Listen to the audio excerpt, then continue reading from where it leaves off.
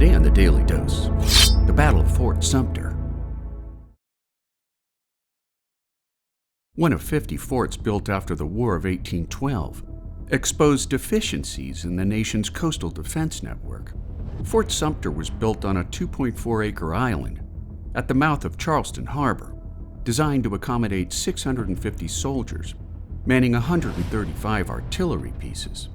And while construction began in 1829, the fort was still under construction when South Carolina seceded from the Union on December 20th, 1860.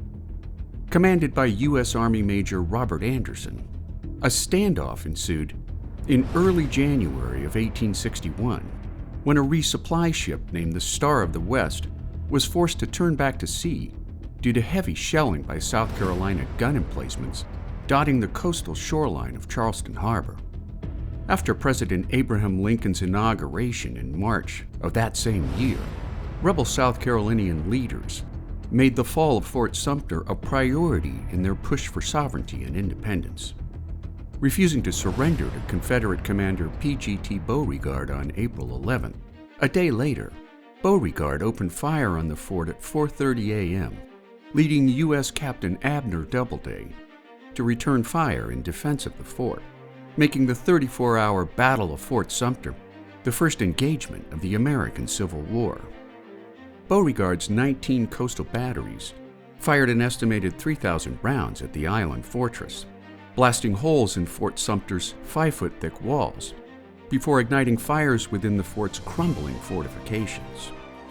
By 2 p.m. on April 13th, with his stores of ammunition severely depleted, Anderson was forced to surrender the fort, and while no Union troops were killed during the bombardment, 2 men died in a Union artillery salute before the final U.S. evacuation of the island.